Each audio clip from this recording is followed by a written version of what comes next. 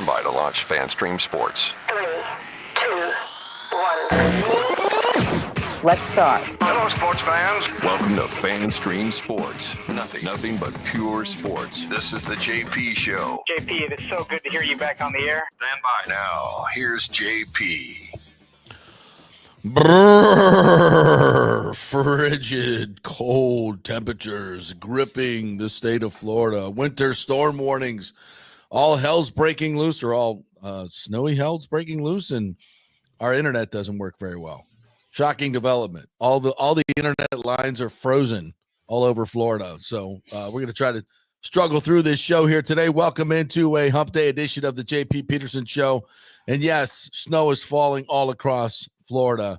Pensacola has, by our unofficial count, 8.5 inches of snow, shattering the record previously held by old Milton, Florida, 1954, 4 inches, 8.5 inches unofficially in Pensacola. Good morning to you. It's always, we always estimate a little bit more than is actually there. Good morning, Kim. How are you? Good morning, JP. What happened to global warming? Brrr, I don't know. I don't think that's not a thing anymore, huh? Not really happening now. You know, I remember being told in elementary school and maybe even on into middle school that by the time I was an adult, there would be no ozone layer. Yes. We would be out of Social Security money. Yes. That's happening. That's all these lies I was told as a child is not happening. Well, don't forget that Florida would be underwater. Al Gore told us by 2004, Florida would be underwater. And California was going to fall into the ocean. Melting. Yes. Duh. It's just on fire. Duh. I mean, come on. And it's not like these people are trying to make money off these lies. That wouldn't be the motivation, would it? Or take political control. No, not true. No, but here we are. Yeah, guess what? Weather changes, and strange things happen. And here we are. People are skiing down the hills of the Pensacola golf courses out there. So we have some video, do we not? Do we have some pictures? You want to see the video now? Yes. There we go. This is from my good friend Kevin Woodall. Jesus, this looks like right outside my condo in Breckenridge, the 4:00 run. Look at this. Palm trees just full of snow. Oh my God. Look at this. Oh my God. It's my good friend Kevin Woodall, who lives right on the water on the bay, Escambia Bay, right there in Pensacola. You got that shot of the barbecue table. You can see look at that table. That's got to be like 1.5 foot of snow. Look how much snow is there. And then this is Pensacola Golf Club right up the top. They have a big hill in the middle and they all went up at the top and they're sledding down the hill in Pensacola. Holy mo! And by the way, I just saw a aerial drone view of Tallahassee, obviously where I lived there for 14 years. And, you know, all these buildings and the downtown that I've seen, and they flew over FSU, and Landis Green is just absolutely covered in snow. It's crazy. I mean, we just dealt with that too, you know? Yeah. I tell you what, last night I was walking to and from my car, and the wind was blowing. It just felt like it was going to snow. You know, I go to Colorado every year, and you know what it feels like, right? It's wet, and you know the temperature is such that okay, here we're going to see flurries. I swear to God, I was going to see flurries. Now there were some people showing video last night in Tampa of what looked a little bit like flurries, but I don't know. I think it was more sleet than it was flurries. Yeah. So yeah, that was it's cool. It's really cool. I know a lot of people are driving up to Tallahassee to see snow. Kids that have not seen snow. I hope it stays. The temperatures are going to get up into the 40s today, but they're not. I don't think they're getting out of 40. So it might stay. I hope they don't drive and not see snow, because that's crazy to me that there's people that haven't seen snow. Like I can't even. My brain can't wrap around that fact. Well, I never saw snow until I was. Yeah, like I went to of all places, Mexico City. Right. Like if you go up into the mountains of Mexico, you can get some snow. Yeah. Even though it's like just north of the equator. But so that I don't know if that really counts. But then the first time I actually went and snow skied was, gosh, I was 18. I think it was 18, 19 years old where I really saw snow. So you grow up in Florida all your life. Yeah. But now people travel so much, traveling so much easier than it used to be. And I was looking at pictures of my first airplane ride. A little Johnny Peterson and my mom dressed us up in our suits, our identical suits, even though my brother and I were 2 years apart. Right. She treated us like twins. So we had our identical suits on, and my dad was in a suit. My mom was in a dress. We got on Eastern Airlines and flew to Mexico City when I was like 6 years old. It's the coolest thing ever. But that was, that was like flying was like a big deal. It was like a big luxury. Everybody got dressed up in suits and went on the plane. But yeah, so there are a lot of people that have not. My dog Tally hasn't seen snow. Tally's never played in the snow. So yeah. Anyway, we're not getting snow in Tampa Bay, unfortunately. So I got to put this on the screen, Hernando. It's snowing in Florida because Trump canceled global warming. Shit's getting done, man. It's getting done. There will be no snow in the Gulf of America. Well, I guess there is. It's now they're snowing in the Gulf of America in Pensacola. It's already starting. All those things he signed yesterday or they're Monday. It's already working. See, I didn't know you could executive order away global warming, but I guess you can. I guess if you can make it up, you can unmake it, right? Oh, it's genius. Anyway, we're not here to be climate deniers. No, because guess what? The climate does change. Yeah, but it was a lot harder 10,000 years ago when we did not have an internal combustion engine. Believe it or not, it was. All right. I don't know. We still have ozone. Remember, hairspray in the 80s was supposed to destroy the ozone. Oh, as much hairspray as those girls were wearing, for God's sakes, yes. Oh, I used just as much as they did back in the 80s. Man. My hair was down to here. You do white rain? The white rain? I used Aquanet. And I bought the tall, they look like freaking tank shells. They were like that tall, and it was like the extra, because you buy the little ones, that's gone in a week. So now people are looking at you going, hairspray? Seriously, hairspray? Yeah. We need some pics. We need some old pics. Man, I've tried to find old pictures of me from high school, and I don't, because I cut my hair my senior year. So it was short, except for I had a big ass rat tail that I kept. I kept the rat tail. That does not shock me at all. And I have an amazing picture of me in my South Broward High School football gear, big shoulder pads, quarterback, ball in cock position, and long flowing blonde hair, well past my shoulders, feathered back. Oh, it's a treasure. My hair was naturally curly. So really? I didn't have to do any of the feathering and stuff. That was real hard because it was also curly. So I've tried to the best example I can find of what my hair looked like back then when it was all teased out and everything is go find a picture of John Bon Jovi from the Slippery When Wet days. So that was that you? album, that hair in those videos. That was my hair. That's exactly what my hair looked like. I would be more like the Keith Partridge from the Partridge Family, except mine was blonde. His was dark. My feather. Anyway, we're way too far into the show to be talking about all this shenanigans. But anyway, we appreciate you guys saying it. Snow stories. Please give us all your snow stories today. All right, let's get into it. Scott Reynolds is going to join us at 10:30 from the Pewter Report to have the latest on what's going on with Liam Coen. I was texting yesterday with a lot of people that cover the Bucs or have covered the Bucs for a long time. John Ledyard is going to join us tomorrow. Actually going to tape that interview today. Works Draft Network, and also Trevor Sikkema, who's at Pro Football Focus now. And to a man, they all are kind of surprised that the Bucs would let Liam Coen out of the building. J.C. Cornell absolutely apoplectic about it, as are many of us. And what's interesting is there's nothing coming out of one Buck place except the fact that, so we talked about yesterday, Casey Rogers, defensive line coach, assistant coordinator, I guess defensive coordinator, is now applying for jobs with the Green Bay Packers. Now, this contract is up, but if he was absolutely certain that he was staying in Tampa Bay, why would he be looking for other jobs? Yeah. So we broke that news yesterday. Yeah, that he was up there.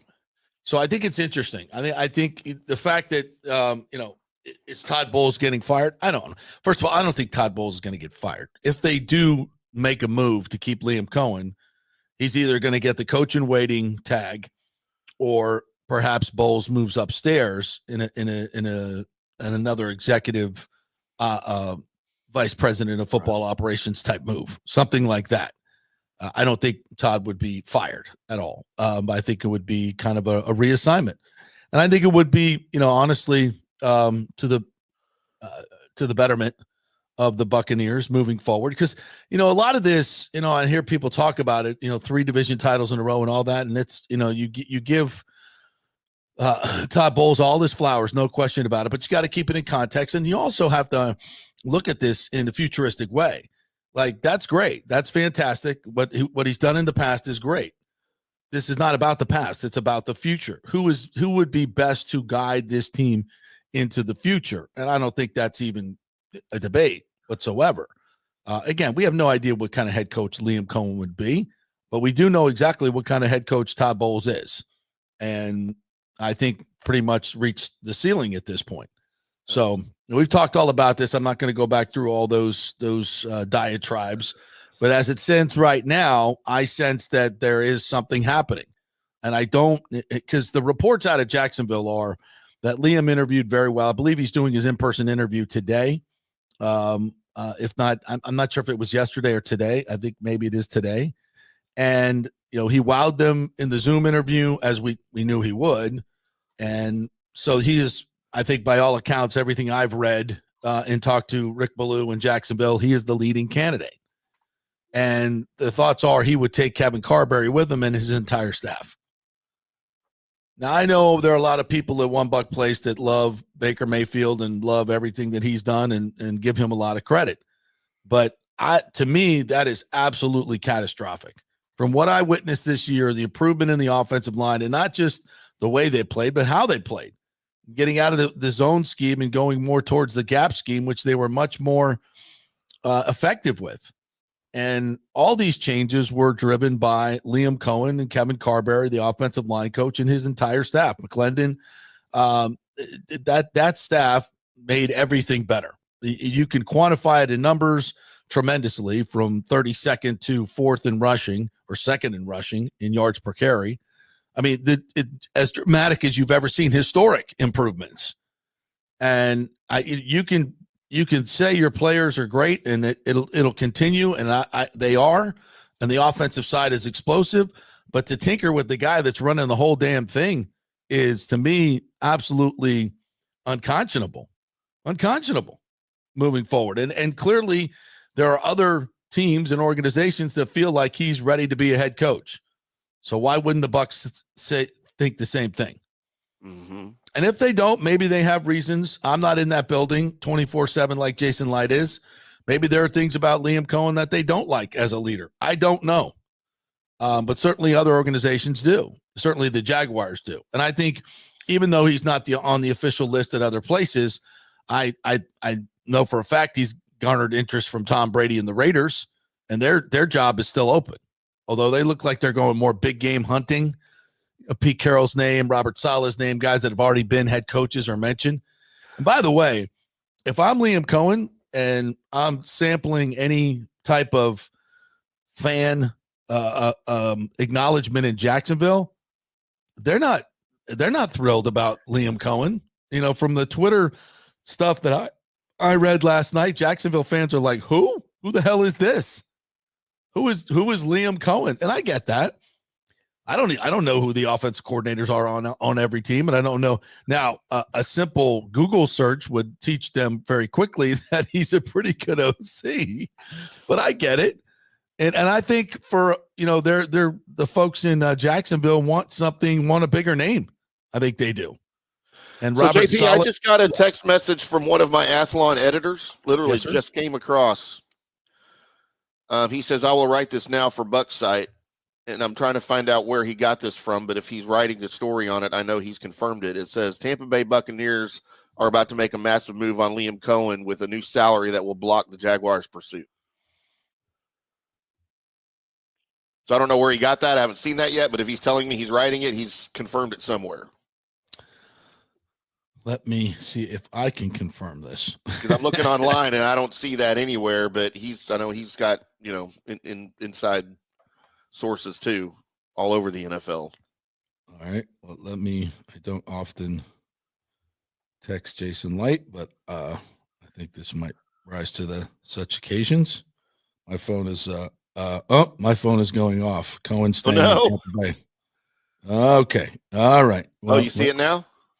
I'm getting messages from people, but no one from a couple of people I know are reliable, but not to the level of confirmation.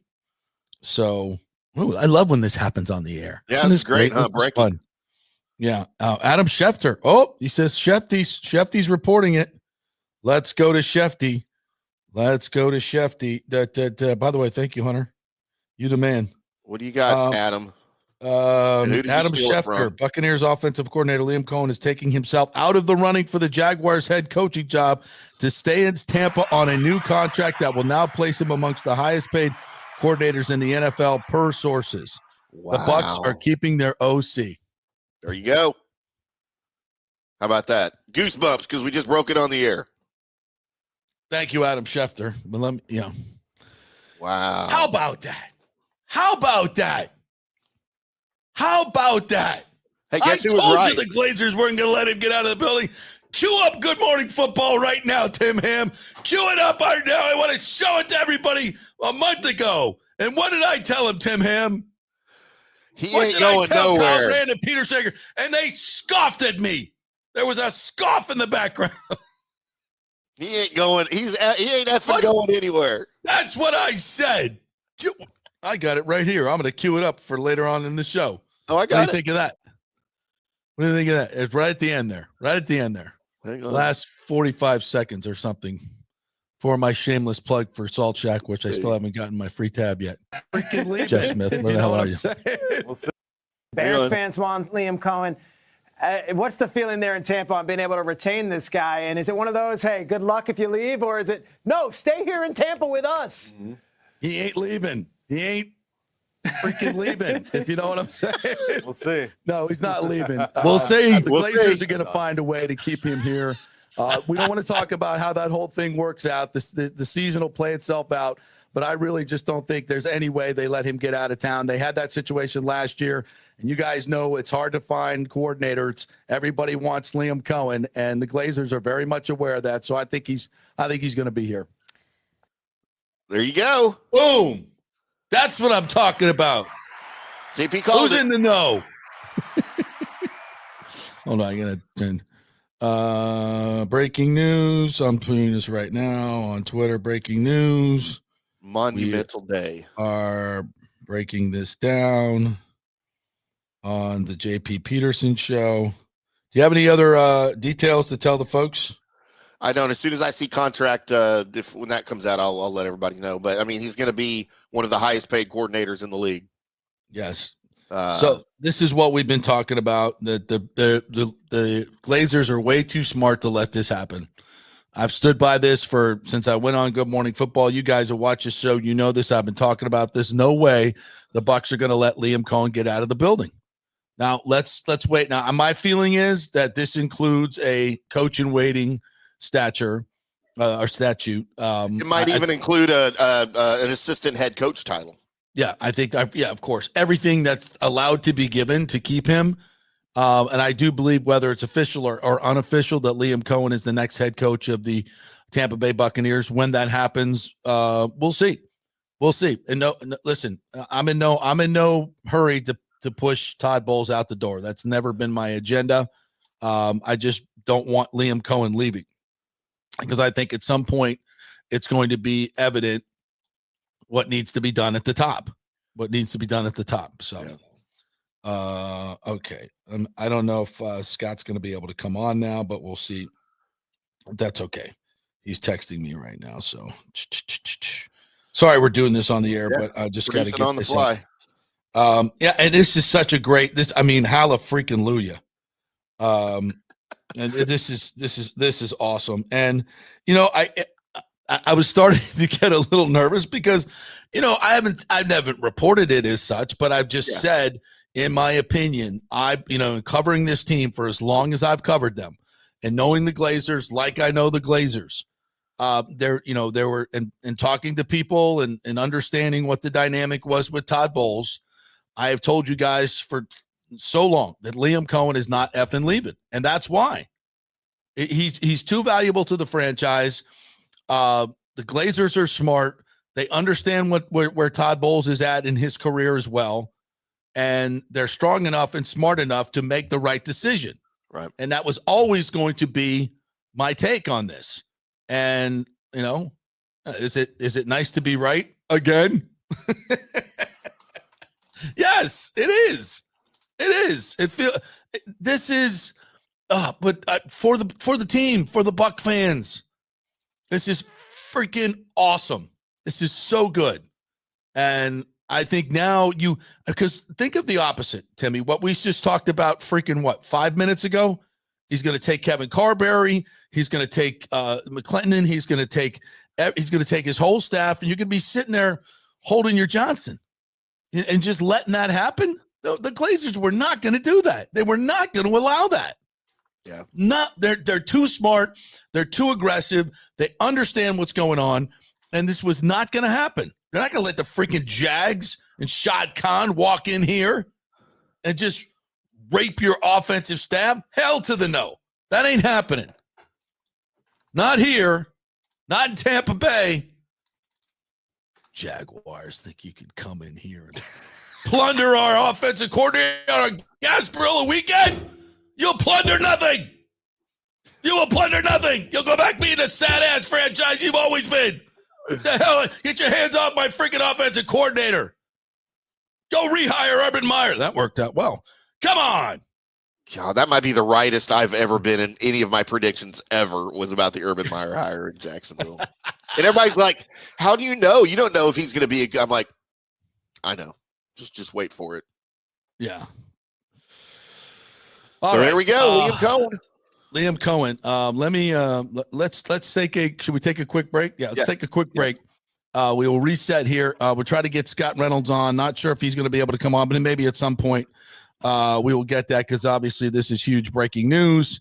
And we will come back and break it all down for you as we get a few more details. Quick break brought to you by the Jeeves Law Group, as always, right here in the beautiful Jeeves Law Group studio in South Tampa, chilly South Tampa, where the snow is not falling. But, hey, if you're up in North Florida and you're running around in that snow and you get hit from behind or wherever you're going to get hit from, because you're going to get hit if you're out driving in Tallahassee or Pensacola, you call the Jeeves Law Group because that's where you go to get the biggest settlements and the best representation. The Jeeves Law Group, JEEVES lawgroup.com. Back in 3, hopefully with Scott Reynolds. Ciao, Paolo Tini here, owner of Caffè Paradiso, voted number 3 People's Choice Award on Open Table. I want to thank all our loyal family of customers that have been enjoying our great traditional Italian dishes we make from scratch every day. It's a great family story we're proud of. Our family moved from Rimini, Italy in 1984. My dad, Caesar, started Donatello, and that's where I got the start in the restaurant business. I started Caffè Paradiso on South McDill in 1995, and we've been there ever since. From our traditional ossobuco, a veal slow roast for 4 hours, to our daily fresh catch, the Gruppo Paradiso, with a piccata sauce and lobster claw meat, homemade pasta like lasagna, farfalle salchicha, which is a bow tie pasta homemade with fresh sausage. Hold on a minute, JP's favorite. I love it. So come and have a glass of wine with me on South McDill. Get a reservation on Open Table and see all our 5-star reviews. Ciao, see you soon at Paradiso. So many of our Tampa Bay neighbors are finding out the hard way from Hurricane Helene that homeowners insurance does not cover flood damage. You must have flood insurance. It's a separate policy. Immediately call Italiano Insurance at 813-877-7799, and they will shop around to find the best policy before rates go up. Lock it in. Over 60% are underinsured in Florida, or you're not getting your discounts that you're entitled to. So do an insurance checkup at Italiano, and they could save you thousands of dollars. Italiano will make sure you're with a highly rated insurer, so there are no surprises in your time of need.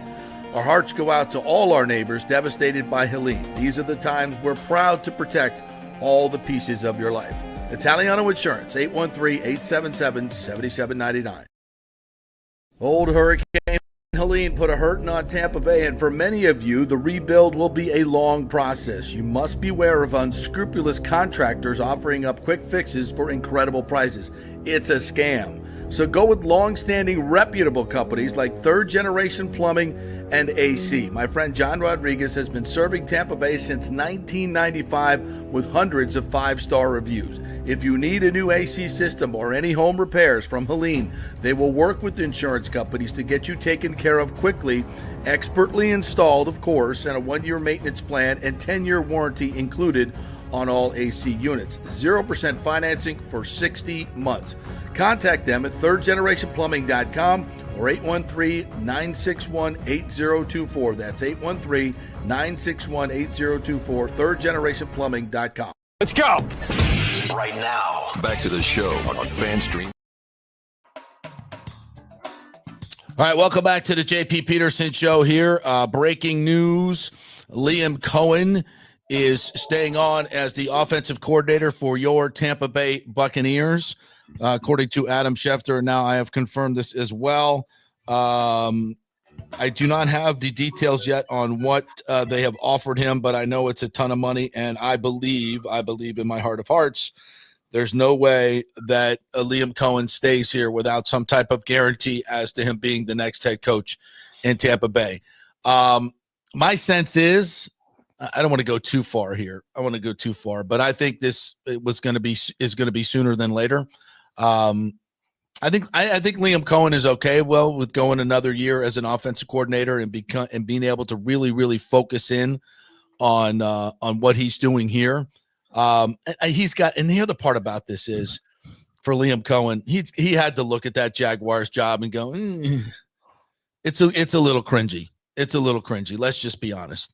Trent Baalke, come on, dog. No way. I'm not working with him. Nobody wants to work with him. And Shad Khan's going to come to that realization pretty quick. And I think it's part of the equation, quite frankly, why Liam Cohen's not going there. And I think the bigger part of the equation is Tampa Bay. And this is what I've stuck to. And the reason I've said this for so long, you guys, is that I understand. I've talked to you guys about this all year long since training camp. Kumbaya. This is a real thing. These guys are freaking committed to each other. This is not a bunch of mercenaries running around trying to get the last freaking dollar like Tallahassee. That's not what this is. This is a band of brothers. You know, again, the other night at the Lightning game, Tristan Wirfs, Baker Mayfield, the offensive line, they're all just running around drinking beers like a bunch of dudes, man. There's nobody's running around with, bling hanging off everything like, look at me, driving around these crazy cars and all these. And that's nothing wrong with that. That's fine. But it's not what these guys do. It's not what these guys. The trucks are really nice, though. I mean, it's just not. They're all really down to earth guys. They're not divas in any way, and they're freaking committed to each other. It's why Mike Evans stayed. It's why Chris Godwin's coming back. It's why Baker Mayfield took less money. It's why Levante David came back. These guys love each other. And yes, Todd Bowles gets credit for that. Sure he does. He gets some credit. But it's the culture that has honestly been developed here through Brady and on. And it's a winning culture. It's a team culture. And these guys are committed to each other. And I think it's a huge reason Liam Coen stayed. Yeah, he's going to get a huge bump in salary. Ain't no doubt about that. And by the way, tip of the cap to the Glazers, and we're going to get into the Rays here in a little bit in this crap-ass payroll that they're going to put out again. But ownership effing matters. And these are the times when it matters the most. Do you think there are other organizations out there that are going to step up and double, triple, quadruple the pay of their offensive coordinator to stay? No, there's a lot of organizations that ain't doing that just because of the money. The Glazers have spared no expense through this Brady run to the Super Bowl when Bruce Arians wanted 17,000 different coaches and yes, open checkbook. They did it all. Who you want to bring in? Gronk? Yeah, we're going to mortgage the future for all of this for Tom Brady, because that's what you should do if you're an owner who wants to win. And it's not about penny pinching. Stu Sternberg. And let's give a huge attaboy and thank you to our ownership group that stepped up and made this happen. They were aggressive. They weren't afraid to do things because of social pressures, because they've taken care of their business in that regard. They've been on the forefront of that regard. So this is a decision based on meritocracy, and it's no sooner did it come out of my mouth this morning. This is not about the past. This is about the future. You do not make hires about the past. Yes, they've won. You use their history to make judgments, but you also put it in context, what's happened. And you put it in context in order to make good decisions going forward. Yes, he's done that in the past. They've won division titles, but I also see the defense slipping. I also see that the league is changing to more aggressive type offensive-minded coaches. Everybody wants Liam Coen. So why the hell are you going to let him leave? Because we're not. And I told you he was not effing leaving. Because I believe in this ownership group to get the job done. And I believe in Jason Light to get the job done. Because they look to the future. They're not looking to the past. And when some people said, you can let Liam Coen go, we'll be fine without him. The Glazers knew better. Jason Light knew better. And what does that tell you? That tells you that ownership and Jason Light in the front office knew they wouldn't be as good or better off without Liam Coen. Like everybody was saying, let's just go find another guy. That was never going to happen. Yes. Never going to happen. What did Peter Schrager say to me? What did Kyle Brandt say to me? We'll see. We'll see. They didn't believe you at all, man. We'll see. And this is all good fun. And I have Peter Schrager's number in my phone, but because I have a show that I produced that he was on one time, but he has no idea who I am. I wonder if I should text him and say, hey, can you come on JP Peterson show? Yes, please do. That might be borderline stalking if I do that because he has no idea who the F I am. Yeah, well, he'll remember me, maybe. I don't know, maybe. Probably remember the guy with the duck more than me, but that's okay. But that's okay. No, well, I'm definitely going to send a note to the producer for sure and see if I can get one of them on tomorrow. Yeah, just all in good fun. We're not sticking it to him or anything like that. But it's just it's all about. Yes, of course we gloat here. Well, when we come, you put a lot of work into this, right? It's a I never reported it as fact. I'm not sitting here saying that, but I think there were a lot of people who were just, Liam Cohen's going to be out the door. Sorry, Todd Bowles isn't going, and they may be right too. I don't think Todd Bowles isn't going anywhere. That has not been announced. Yeah. So two things can be right, but the one thing I was absolutely sure of, in my opinion, was that they were not going to let Liam Coen get out the door. And again, great job by the Glazers. Great job by the Glazers. This is when ownership matters.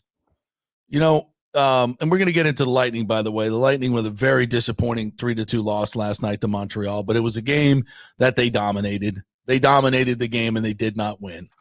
They're going through a little bit of something right now. But my point about mentioning the Lightning is ownership. Jeffrey Vinnick has stepped up in every way and given Julian Brisebois or Steve Yzerman whatever they needed whenever they needed it. You want to do long-term injury and I have to pay more money to Kucherov and go over the salary cap? Not a problem. Not a problem. Whatever's needed in terms of travel, what's needed in terms of the physical, the trainers and everything else that they need, top-notch for the Lightning. They always have everything they need and then some. And that matters because that's not always the case at every club. Make sure that the arena is as good as it possibly can be. And I'll spend extra money. I'll spend another $2-3 million on hologram lights to make the production the best it can be in the league because that's what they do. Now, does that help winning? Yeah, it does. It brings the fans in consistently, gives you a home ice advantage. And in the case of the Buccaneers, they've done the same damn thing. And the Glazers have stepped up. You think it was ever a matter of money to keep Liam Coen? Hell to the no. Hell to the no. Now, of course, we're not paying our head coach like Ben Johnson's getting paid. Did you see that? $16 million? Ridiculous is that? $16 million? for a guy that you don't even know if he can coach yet. Wow. Thomas Casper, since I can't be on right now, Coen contract $3 million times 3. So 3-year deal of $3 million each. Is that what you're saying? Yeah. And that doesn't seem like that much money for a top tier offensive coordinator. It doesn't. Well, I think $3 million is pretty good. I mean, but I guess there's escalators in there to be the head coach. There's no way that he's signing on to be the offensive coordinator for Jerry Jones paid Jason Garrett $3 million a year in 2008 to stay as the offensive coordinator in Dallas rather than taking the Baltimore Ravens head coaching job. 2008. Wow. In 2008, he paid him $3 million a year. Yeah, I think you're right. That seems. I would have guessed that they would have had to pony up a little bit more. There's probably bonuses, I'm sure. Hernando's got it right. Liam stayed because Trump made a phone call to the Glazers. It's all changing. It's one of those executive orders he signed. Yeah. Kenneth McCleary says, hell yeah, glad we can have the offense from this past year into the future. Oh, you're wrong, Kenneth. You're wrong. It won't be this year's offense. It's going to be better. Yeah. Second year. This is what we talked about. Yeah. We're not installing. We're perfecting. This is why the Chiefs continue to win. This is why Baltimore, these teams that have continuity. This is why these teams continue to win. Sean McVay. By the way, I wonder how they're feeling in LA. Coach quarterback consistency is going to play out. I'm sorry, our internet is flopping. Yeah. Great job, Glazers. Solid work, Jason Light. Congrats to Todd Bowles. Keep it going, Mike Evans. Eat this up, Baker Mayfield. Get Godwin back. Again, yeah, they're going to keep the team together. They're going to keep the band together because it's a culture. It's a culture that the Glazers, again, ownership. The Glazers have created this. You look at other places, man. I'm telling you. Look at Jacksonville. Why would Liam Coen want to leave this for that?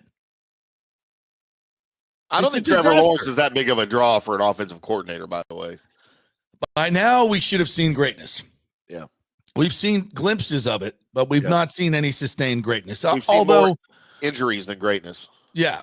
But also, the organization is a dumpster fire. And that doesn't help Trevor Lawrence. Do I think if he was traded to another organization, he would play better? I do. But I still don't think that's, I'm not giving up 3 number ones to get him. I might not even give you a number 1 to get him. I don't think he's earned that. But do I think he could be a reclamation project like a Baker Mayfield or Sam Darnold? Yes, I do. But that's why organizations matter. That's why consistency and ownership, consistency and stability matter. And that's what the Bucs got going. And I think this is absolutely, it's another testament to great ownership, great direction under Jason Light, all of that. And now we can play it forward. We can play this forward. Year 2 now. Now we're starting to come into OTAs. And right now, Liam Coen, instead of doing head coaching things and putting his staff together and worrying about it, you know what he's doing? He might take a week. He deserves it. But right after that, you know what he's doing? He's getting in the film room and he's self-scouting. And he's going to see where they can get better. And when these guys come back for OTAs, hell, he won't even wait for that. I'm sure he and Baker Mayfield are already sitting down and looking at stuff and go, here's where we can get better. Here's where we can do better things. Here's where we can get a little bit more ball security. Okay, because obviously we got to get those interceptions down. We got to get those turnovers down. That's where this offense gets better. And that's where this team gets better, right? So now that begins. It's not, and what's the alternative? Oh, who's our next OC? What's he bringing in? If you're Baker, you're anybody. Look, would the offense go in the crapper? No, it was still going to be good, but now it gets better. Now it's top 2 and it's getting top 4 and it's getting better. Now set your sights on number 1 next year. And here's the beauty of that. While you have Liam Coen doing all that and getting all that together, what's Jason Light doing and Todd Bowles? They don't have to worry about getting an OC. They don't have to worry about filling out that coaching staff. They're right to work on doing what needs to be done. Fix that freaking defense. You see how this snowballs in the other direction now? This is a watershed moment for this team in its Super Bowl quest. We're not moving backwards, boys. We're moving forwards. We're moving forward. The offense is going to continue to get better, and they're going to fix those turnovers issues and get even better. Now we can really focus in on the defense, use all of our available resources to go find a seasoned edge rusher or find one in the draft. Go find another cornerback that can answer the bell for playoff games. Go find us guys in the secondary that can actually catch a football and have some instincts and go after the football in their tackling and punching the ball out and stripping the ball. Something I see all over football, but you rarely see other than Anthony Nelson and Levante David. And we didn't see it that much from Levante this year. It's not an emphasis. What's that? Can I interject a question here? Yes, please. I hate to interrupt your rant because it was glorious. I'm giddy. I'm just giddy. If you can't tell. Do you think part of this whole plan is maybe to retain Bowles as head coach, but make him bring someone else in to run a new defense? I don't know. I think that would be good. You know, listen, if I were the Glazers, what I would do, I would politely get Todd to move upstairs and pay him handsomely to do so. And I would charge Jason Light to go find me another defensive coordinator and fill out that staff. I would. I mean, if you were going to do that, you'd have done that and just made Liam Coen your head coach, though. I think the Glazers are, they have a velvet hammer, right? If they're going to go about this, first things first, let's keep him in the building. All right, let's keep him in the building. We'll tell him, look, you're going to be the next head coach. Some teams want to make that public in terms of this is what's in the contract and this is our succession plan. Or I think like the Patriots did, that was kind of a subtext with Gerard Mayo. Now you don't look at that and go, oh, that didn't work. Well, okay. Totally different situation. Totally different situation. I don't think Gerard Mayo was a superstar coordinator in terms of, I think he was seen more as a culture continuer in New England, and it just didn't work. It didn't work.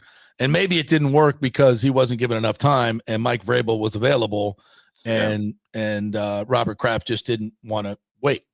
I get that. I think that's all part of it. If Mike Vrabel doesn't come available, I think Gerard Mayo is still the head coach of the Patriots, to be quite honest. But be that as it may, this is a totally different situation. And I think it screams, to do an overhaul here. That's what I would do. Now, I think maybe the Glazers are smart. They understand a lot more of what's going on in their building. And maybe they believe Todd Bowles can turn this around defensively and do it all himself and has the energy and the want to do it. I mean, that's a question that needs to be answered. Does Todd Bowles want to do this? Is he at what's coming up to be 62 years old? Does he want to go all in and kind of, go to a new scheme? Or do we think this old scheme is good enough to continue to get to the Super Bowl? That's something that Jason Light's going to have to answer himself. If it were me, I would politely move Todd upstairs, pay him a lot of money to do so, and go get a new defensive coordinator with some juice to come in here and get this group going. And I would bring in a guy with some fire. I would bring in a guy with some fire that has a little bit of juice to him and a new system and is aggressive. And that would be me. But I think the Glazers are smart. They move slower, but they move decisively. And this was a decisive move. And I always believed it was going to happen. All right, Scott's going to join us here at 11 o'clock. So let's go to some of the I wonder if there's comments. Any regret in Los Angeles right now, letting him go. The Rams? Yeah. No, because they have Sean letting him McVay out of the building. Well, I know, but I mean, if he's the next Sean McVay, You want the next Sean McVay to leave the 12 years building? old. Sean McVay is still 12 years old. I mean, he's redundancy there. So I think it's totally different. 12 years old. Isn't he still like the third youngest coach, and he's been there like 8 years? Yeah. I'm not going to climate change with you today, Nathan Elliott. I'm sorry, it's too busy. Hernando, it's snowing in Florida because I already did that one. Sorry. Did I let that go twice? Bulls home record at Bucs head coach is 15-14. Says Michael LaRue, good morning to you. A 52% win percentage is not good enough for us season ticket holders. Okay. The NFL average is 58%. The Bucs team should be better than average. I agree. Easy says the Bucs suck at home. Bolts suck away. Let's combine them both along with firing Bowles, please. I mean, I can tell you right now why the Lightning lost last night. How many goals did they score, JP? They scored 2. Yep, you score 3 and you win. Do you watch that game? I watched the recap of it. Yeah. Oh my God, that's so many chances. Montembeault was out of his mind last night. So many chances. And that said, my God, Jake Evans, wide effing open. Who's the other guy? New Hook. Wide effing open. It's like, I was listening to Chief on the post-game show as well, and he was spot on. It's like late in the game, Perbix moves he's playing on the right side. He moves all the way to the left as the Canadians are attacking with 2 minutes to go. And it's like the middle of the ice is completely wide ass open. And Jake Evans just smooths down in the middle. He's freaking at the middle of the circles, in the middle of the freaking. I mean, Vasi's got no chance. New Hooks was the same thing. It's like these guys are wide. The Lightning they go to the puck and they turn their back to the middle of the ice like nobody's looking around. The Chiefs 100% right. Yeah. It's like, what are we doing? I told you a couple of weeks ago, you guys watch out in the Atlantic Division because Montreal's coming. They're figuring stuff out. Yeah, they won 13-17 now. They're 1 point back to the Lightning now. Yeah. All these divisional games that they're losing ground. They're now 3-9 in division. Can't win in the Atlantic Division. You can't win on the road. You can't win anything. But I'm telling you, last night, that was a game the Lightning dominated. They were the better team, so I'm not going to start losing my mind. They're just not getting results right now.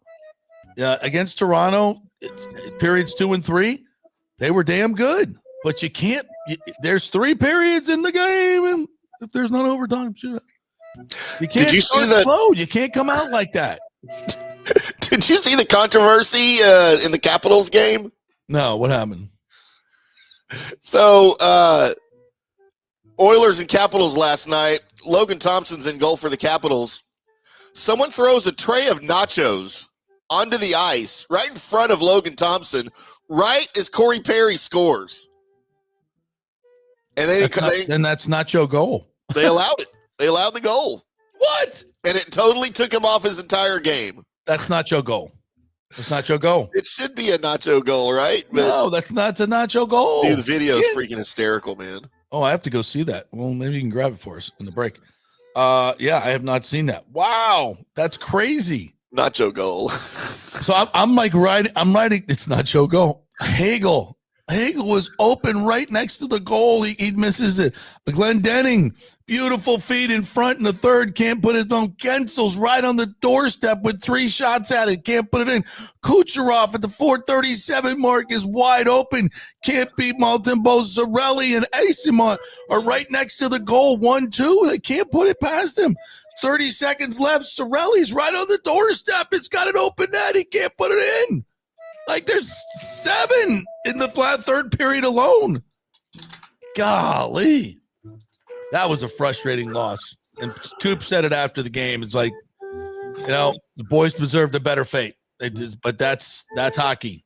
Now you got to get off your ass and go beat Chicago and go beat Detroit on this road trip. Again, I think they're playing good hockey. They're having momentary lapses defensively. And when they get Moser back and Chernak back, maybe things get better in that regard.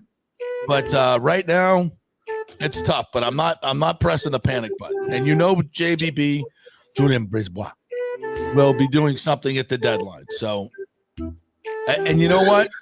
The ownership will demand it.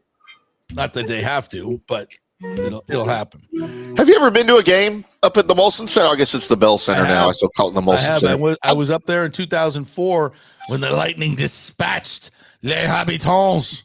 How great! Le Cavalier going through his legs with the feed of the year, feeding I think it was Martin St. Louis for the goal. Oh, yeah, I think so. As we swept Les Habitants out of the. It's a great building, man. My great memory there was when I was working at Channel 8. We went to Marty's childhood home. Oh, wow. And his mom and his dad, may she rest in peace, Frances, I believe her name was beautiful. And her dad he was a postman. He was the local postman, did other odd jobs, built their home with his own hands. The salt of the earth. Old school. And Marty was always too small to play, right? He and Eric Perrin grew up and played together. And at this little rink in just outside of Montreal. What was the name of the town? Oh, brain fart. Anyway, she takes us into the house and brings out this is his original his sweater that he first wore. And she brings out this mural that he did for like fourth grade. This is his mural. He wrote, see, it's a big picture of him. He drew like the hockey players at the Montreal, and it's him playing as a Les Habitants. I'm like, oh my God, this is an Emmy Award winning piece. And it did. We won it. It was the best story I ever did. Best story I ever did. Came together so perfectly. Nice. And that night we got video of both parents, the Perrins and the St. Louis, sitting together, the two of them, the two couples in the Bell Center, watching their two kids play in the NHL playoffs. Who grew up playing together. That's awesome, man. It was incredible. This is the Molson Center. That was like one of the greatest. Like I love the Forum. I still like to go back to the Forum. It's still there. It's not a hockey rink anymore. It's like a mall now. What I remember about that was every time Montreal got the puck and was coming up ice, the crowd would rise. Yeah. Every freaking time. That should be. This would be a rumble. It would be an audible rumble in the building. When they got the puck and they were moving up ice, it would be like you could just feel it, the energy come up, and then it would be like the entire game. It was just everything had an audible gasp to it. Those fans were so in the open. Yep. They had this guy come out on the ice, solo guitar, doing Streets with No Name, YouTube. Yep. On us, chills, freaking chills, man. I'll never forget that moment. That was playoff hockey in Montreal is something special. Did you ever go to the Forum? No, never. Dude, went to the Forum. That's where I went as a kid, was the Forum, man. It's like the Yankee Stadium of hockey, and it's cool because it's still there. The building is still there. It's been reconfigured since they opened the Molson Center, but all the rink inside it's an entertainment complex. There's a bowling alley, there's a movie theater, there's restaurants and bars, but on the floor is the rink is still laid out where center ice was. The blue lines are there. Oh, wow. And where the nets were. I mean, there's other stuff. Good. I'm glad they kept it because that's history. Yeah, it's really, really cool, man. I took my older kids when they were younger. I was able to take them up there, and they were just like in awe. Like, they used to play hockey here. Like, it was so cool, man. I love those old barns. Those old barns are great.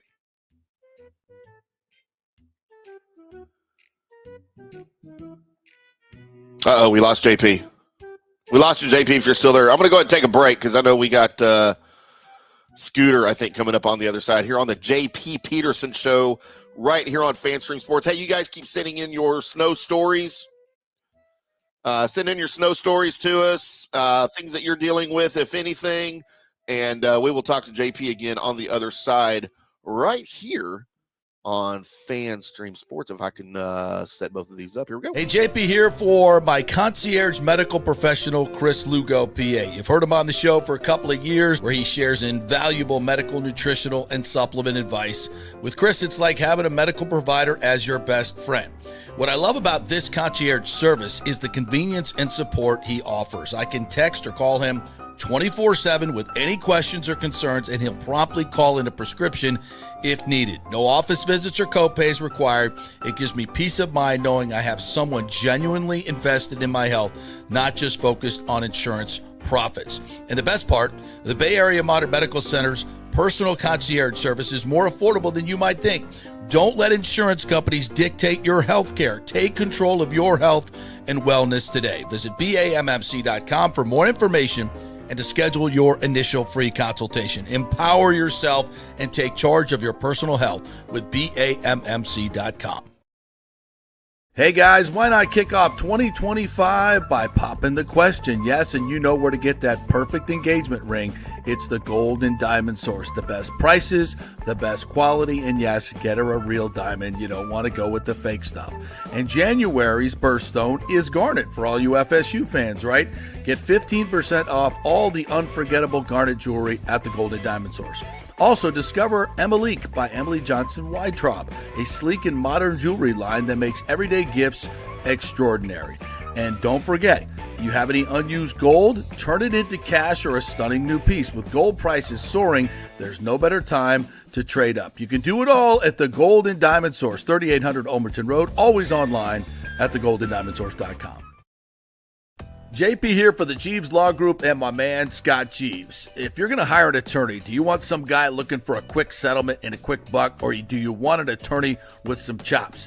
Scott is a board-certified civil trial lawyer and a certified circuit court mediator. Been practicing in the Tampa Bay area for over 30 years. He is a peer-reviewed AV preeminent rated civil trial lawyer. They just don't hand out those classifications. He's been the lead class action counsel on many complex consumer protection cases and has handled hundreds of serious personal injury cases. He's dedicated his career to protecting injured victims and is committed to vigorously representing you.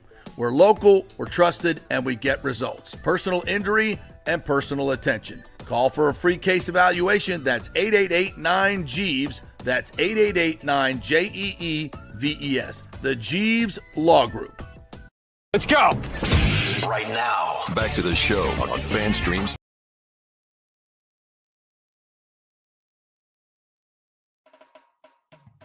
Timmy, am I in? You're in. You're good to go. We took a power hit here. Yikes. The power is back on, but we'll do this on the phone. You can hear me and see me. Right? Yeah. So we'll just do this for a little bit. Welcome back to the JP Peterson Show. The breaking news of the day: Liam Coen is staying in Tampa Bay. The Bucs offensive coordinator ain't effing leaving. Like I told you, folks, he's not freaking leaving. The information that we have is he will be the highest paid offensive coordinator in the NFL. Not sure what that number is. I don't have any details about him being the coach in waiting yet, but I have to believe that is got to be part of the deal because clearly he was the leading candidate in Jacksonville. So the Glazers and Jason Light were aggressive. They did what they had to do, and it's exactly what we thought would happen. And I think if you're a Buccaneers fan, you are absolutely over the moon. So I believe Scott Reynolds is going to join us at some point. So when he pops up, let me know, Tim. I can't see it on my configuration right here.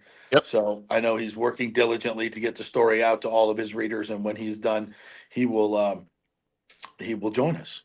So that's the good news. I think we'll probably get reaction coming in from all over Buccaneer land as the day goes on, from Baker Mayfield and what have you. And obviously it's going to be a chorus, a cacophony, if you will, of let's effing go. Let's get better. Let's get to it.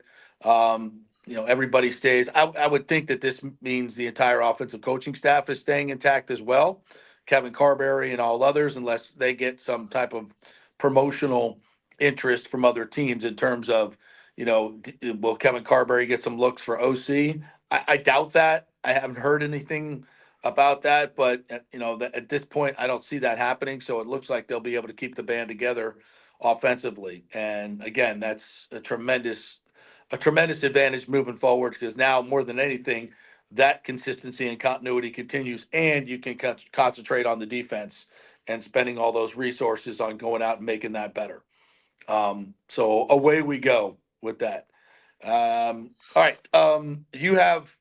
Oh, I think we just took another power hit again. Really? Well, actually, the lights are on. It may be something with my computer then, but we'll just go forward. Oh, I got you. No, you're good right now on the phone. Yeah, you're good. You want to get into some of the comments from the folks on Liam Coen? Stay on that subject. I want to get to some other stuff, but it's breaking news. We might as well spend most of the day on this and wait for Scott. Yeah, I'm looking for see where you left off here. Basically, right when people started saying Liam Coen is staying. Let's see. Bucks Rays Bolts wanted to know what his offer was from the Jags job. Well, I'm sure we'll never know what that was, but it was clearly going to be more than $3 million a year. Yeah. That's why it's so interesting that he's going to stay. And he was probably making less than $1 million a year last year as a brand new OC. I can't imagine right at $1 million. Those guys don't get paid a lot. Well, I mean, you start looking at what some coaches in college are making and what head coaches are making now. I think the going rate for OCs is probably $1.5 million. Good ones are probably making more than that. I think $3 million I think is low. Like somebody reported that. I think that's low. Yeah, 3 years. That would be 3 years, $9 million, even if it's incentive laden. You're not really getting paid like an assistant head coach like others in the league. So I'd like to see what that number will be. Todd Monken, Yeezy says, is the highest paid OC. He gets 3. I don't know, to be honest with you. Low too. Yeah, that's maybe something I can look at. Not that I don't believe you, Yeezy. I think that it might be. I just see other coordinators in college making $2 million plus. So I think in the NFL, especially with now that you have head coaches making $20 million a year like Andy Reid, that seems a little low. But regardless, doesn't matter. Whatever is what the top guys making, Liam's making more than that. Lonnie Wilkins.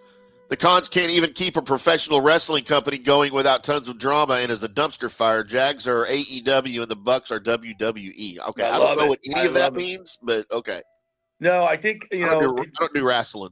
Yeah, well, Shad Khan runs that AEW, and as he mentions, it's a dumpster. Oh, I didn't know that. Really? Yeah, okay. If this is the guy who signed off on hiring Urban Meyer, and this is the guy who signed off on keeping Trent Baalke. No wonder he doesn't want to go there. Why would Liam want to be part of that nonsense? Yeah. That's just nonsense. None. Hernando, I'm beginning to think Stu is only in it for the money. I'm a little slow on the uptake. Yeah, you're extremely slow if you're just now wondering about that, Hernando. Yes. Bucks, Rays, Bolts. Yeah, he just wanted to know what the offer was. And again, I don't know that we'll ever know that. Who cares? Yeah, it doesn't matter. It's irrelevant now. Rick, the Velvet Hammer, that was my screen name back in the 90s. I might have known you on AOL Instant Messenger back in the day, Rick. You never know, man. James says Todd could be the head coach. That sound means you're too young. Yeah, you've never heard of dial-up, clearly. Yes. Todd could be the head coach and still bring in a DC, and so no reason to move him upstairs. That's kind of what I was asking. If they'll just keep him on as the head coach and make him bring in a DC to call defensive plays and run the defense. I would like to see that if he's going to be the head coach. That's just me. I would agree. I mean, I don't – you know how I feel about it. So what are we doing there? We're keeping Todd because he's a great game manager? Because he's not. Maybe he can be a better game manager if he's not so worried about calling plays on defense. I wholeheartedly agree with that. Yeah. Jew Jetson, you was right, JP. I'm giving you your flowers. We appreciate your journalism. Thank you, Jew. Appreciate that, buddy. Appreciate that. I mean, this wasn't as much journalism as it was reading the tea leaves. It's more about knowing the team, knowing the owners, knowing the camaraderie that exists with this team. And that was a big reason why I kept saying what I was saying. Right. So yeah, I just felt that this was going to be the outcome, and knowing the ownership group, and that's the number one thing. Um, I know how aggressive they are now, how important it is to them, how competitive they are, and I think the Brian and Ed and the whole group have Darcy and Ari and have all kind of grown into this. I think really good ownership group, and that's not easy too when you got a bunch of siblings, because I'm sure they all have some different opinions, but they did what was right. They did what was right, and secured the future of this football team. Again, it's not about what have you done. It's what are you going to do going forward? Yeah. And so many people are stuck into 3 division titles and all that shenanigans, but it's more than that. Yeah, you'd like to see them shoot for better than mediocrity, right? I think I said yesterday, if all you're wanting is division titles, then by all means, that's what you've got. And if you're happy with that, cool. I would think that the Glazers and the team would want to accomplish more than just division titles. And right now, that seems to be the ceiling. If you want a higher ceiling, you're going to have to make some changes. And we'll see where that goes. Mark Miletic, guess I'm saying that right. Why would you want to go to a dumpster fire? Liam chose to stay here. No dumpster fire. What coach in his right mind would go to a dumpster fire? Well, I'll tell you, coach. The guy that wants to be a head coach would go to a dumpster fire. We sort of called Dave Canales out for this last year. He was kind of walking into a dumpster fire, but hey, the guy wants to be a head coach. So some of those guys are going to take that opportunity because you don't know if you're going to get another one. Look at Bobby Slowick. Yeah. Bobby Slowick turned down head coaching jobs after his first season last year in Houston as the OC because he had C.J. Stroud, made him look really, really good. This season, you don't even hear his name mentioned anymore. So, and I don't know. It's a great point. Tim. And I don't know what the numbers are for Liam Coen. And I don't know yet if there's a codicil in this new contract that he's going to be the coach in waiting. I would think that's all part of the deal. If I'm his agent, I would not let him, you have leverage right now. This is the utmost leverage you're going to have. And that's another team wanting you as their head coach. Now, Liam Coen would have been paid, I would say, a minimum of $6 million to be the head coach. And those contracts are guaranteed. So you're looking at probably $25 to $30 million guaranteed, no matter what you do, as soon as you sign your name on the dotted line. So, it's big money. Did the Bucs have to match that in some form, either in a contract or in promises that Liam Coen felt that he could live with? yeah. And that's, again, developing a culture, trusting your ownership group to do what's right. And that's what exists right now. And that's why the Bucs are the Bucs and the Jags are the Jags. When it comes to, where, as you mentioned, I think earlier, they're the losingest franchise in football since 2012. Yeah. Yep. So, and the Bucs are one of the winningest. And they've won more games since 2020 than anybody in football. So, or in the NFC anyway. So listen, huge props to ownership group and Liam Coen and Jason Light.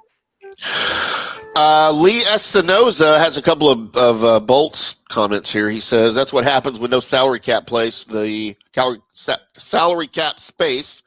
The Bolts bottom 6 and their 5th and 6th defensemen are trash. Trash is a strong word. Bolts going nowhere. If they make the playoffs, they'll be out in the first round. Market. He says offense is not the Bolts' problem. It's their defense. Losing all these division games isn't going to come back and bite them. I thought you just said it would. I think he meant is. Yeah, is. Yeah. Lee, is going to bite them. Division much improved. Yeah. Yeah, he's right there. But I'll say that sounds like panic button to me, Yeah. Lee. I'm not quite there. I think all your points are very well taken. Very well taken. But I'm not. I think this is still mid-season. You don't have J.J. Moser. You don't have Chernak. And I think Moser's a really, really good player, and I think they were playing better with him. So, and JBB is going to make moves at the deadline, and I trust him. Trust the ownership group. Because they've made the Lightning are a better team this year, a better playoff team than they were last year. Look at the 5-on-5 numbers, Lee. They're a better team with Gensel and without Stamkos, etc. Yeah. Without Chernak. I think they're a better team. Now, are they good enough to win the cup? Not yet. not yet, but there's going to be some changes, and you still have your core. You have 4 scorers with 20 goals or more. Nobody's done that since the 95-96 Penguins. Defensively, they're better. I just think they're going through a rough patch right now where they're not getting the results in games that they probably should win. So let's not panic. Let's not panic. But your points are well taken. The division is better, and you're 3-9 in division now, and you can't win on the road. That's a problem. That's absolutely. But it's a long season. It's a long season, and you got to look. You got to look past just the results into how these games are being played. And I think last night, I mean, if you watch the game, the Lightning should have had 5 or 6, and easily won that game. Maltembo was great, and the Lightning maybe weren't so good at finishing last night. They usually are. They have tremendous skill, but last night they weren't great. They weren't great at it, and you get an L. Christopher Cole back to Bucks. Now make a few defensive coaching changes. Yes, we've discussed that, and I think we're right on board with you. I think it's coming. Yeah, we said this yesterday, and that's why you got to watch every day. When we heard the Casey Rogers news, that was okay. Yep. So, and there's everything's been real quiet at One Buck Place. There hasn't been a whole lot of we're moving forward with Todd Bowles. We're moving forward with this. Hasn't been a lot of that. I think the Glazers played their hand absolutely perfectly. Let's just see what happens. If Liam doesn't get an offer, we got nothing to worry about. We don't need to jumble anything up. But if he does, this is our plan. And as soon as he got that second interview, what happened? The plan went into action. Yeah. And where's he now? He ain't effing leaving. Yep. GMFB. Kenneth McClary, keep our offensive coordinator's name out of your mouth. Like that. Yes. James says, I'm not worried about coaching waiting at this point, just happy he's here. Yes, that's true. He says Coen didn't even go to the in-person interview probably. So the first one he did was virtual. It was a Zoom interview. The second one that he did was in person. So he was there. He did visit with them. And I think when he was offered that second interview probably is when the Glazers and Jason Light and everybody said, oh, crap, okay, let's go ahead and put into motion what we've already been discussing internally anyway. That's right. Now that he's gotten his second interview, he's going to come back and tell us what they offered. We've already got our offer here ready for him. So that leads me to believe he didn't probably like the offer that he was getting from them, but it didn't matter. He's happily staying in Tampa Bay now. I don't think it mattered what the Jags were offering. I think Liam wanted to go through this process to see if he, where he stands, the interview, which always makes you a better interviewer, helps your career, gives you leverage, and that's what it's all about when it comes to negotiations, right? So he played it perfectly, and I think the Glazers played it perfectly. And keep in mind, these interviews, Ballou at 1010XL in Jacksonville. When he came on our show, remember a couple of weeks ago? Yeah. And I told him, I said I thoroughly believe the Bucks will make a move if they feel like the Jags are going to get Liam Coen. He was startled by that. He's like, "What? They're going to get rid of Todd Bowles?" I said, "I don't know if they'll get rid of him, but they're not going to let Liam leave." And he was a little skeptical. And I said, "Well, we'll see." And I think we see. Yeah. Don't forget these interviews with these potential head coaches. It's a two-way interview. The team could love the coach. The coach might not like what he hears from the team. That's right. So that happens probably more than you think, more than you hear, because you'll always hear about so-and-so went for a second or third interview with this team, but he didn't take the job. Well, maybe they didn't offer him enough money. Well, maybe he didn't hear what he liked about what their plan was for the future, and it didn't fit what his vision was. That happens quite a bit. So he could have heard something from them that he's like, man, I just got it way better in Tampa Bay right now. So you just don't know. Hey, Jags, Byron Leftwich still available here. Yeah, there you go. If you need a Bucks offensive coordinator, Byron's still available. So yeah, there's that. Cody says now we need an edge rusher, TJ Watt. I don't know that TJ Watt's going to be made available by the Steelers, but I mean you guys always like, let's go get TJ Watt. I mean, like he's not effing leaving. Like none of those guys are leaving. I mean, Cleveland might be stupid enough to part with Myles Garrett. I don't know. Well, he may not have a choice because he's not happy, man. I mean, who'd Yeah. blame him, right? I mean, Yeah. It's not like the NBA where you can just force your way out, like Jimmy Butler, or he just stopped Yeah. playing. yeah, not yet. Football players aren't playing, right? Yeah. Well, I guess for some players they can do that, but yeah. AK asked, probably in response to Cody, is he a free agent? The answer is no. He is under contract through next year. 2026 would be his free agent season, and I guarantee you, at some point this offseason or early next in the 2025 season, the Steelers will lock him back down. Yeah, or tag him. He is not going to hit the free agent market. Yeezy, Jags fans are in shambles. I don't know if the fans are, but the organization is. Yeah. Yeah. Yeah. And by the way, I don't think, some people might say, well, wow, Liam, did the Jags wrong. No, it's all part of the process. You got to, it's incumbent upon the Jags to make the deal. If you want it bad enough, present an organizational plan that's going to lure him in and want him to stay. And they didn't do that. And that's because they couldn't do it.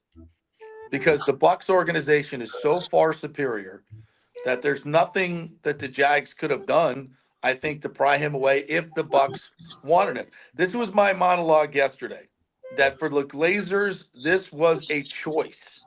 This was a choice. You're choosing to stick with Todd Bowles moving forward, thinking that he's your best opportunity to win a Super Bowl, and you're letting your offensive guru whiz kid go. Because if as I said yesterday, it's a choice. If they want to keep him, they can keep him. They're going to have to pay him a lot of money. They're going to have some type of succession program to ensure that he's going to be a head coach at some point. And guess what? That's the choice they made yesterday. And they were spot on. Now, does this mean the Bucs are definitely going to win a Super Bowl? No. It's 32 freaking teams. Does this give them a best chance to? Absolutely. Of the choices that they've been given and the opportunities that are before them, the Buccaneers, in terms of hiring offensive coaches and letting this one go, they nailed it. They absolutely effing nailed it. And congrats to them and Jason Light. Yep. Well done. James says, wait a sec, Dan Campbell doesn't call any plays or Harbaugh. Bowles is getting credit for culture and players respect him, obviously. Yeah. Yeah, I think listen, again, this sounds like I'm ripping on Todd Bowles, but I'm not. Do I believe Todd Bowles is an ultimate culture creator like a Dan Campbell? No. I don't believe that. I don't believe that. Do guys love playing for him and do they play hard for him? Absolutely. But in terms of the motivation that Dan Campbell brings and the energy that he used to turn that moribund franchise around, I don't think Todd Bowles is that kind of guy. And I think that's Dan Campbell's superpower. Yeah. Absolutely. Rick says, wrong screen. Well, if I didn't know you on AOL Instant Messenger in the 90s, maybe I knew you on one of our CompuServe chat rooms on my Commodore 64 in the 80s. I think maybe he's saying that was his porn name. His porn name? Talking about that. Maybe I do know you then. Yeezy says, bring Khalil Mack home to Florida. He's a free agent. Yeah, I would. I mean, I know he went to college in Buffalo. Where was he born? Is he from Florida? You know what? I think he is from Miami. I think he is. Khalil, shame we don't have any way to verify that. Fort Pierce, Florida. Fort Pierce, okay.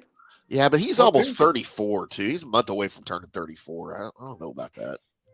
Is he a difference maker anymore? I don't know. Yeah, I forgot he was even in the league.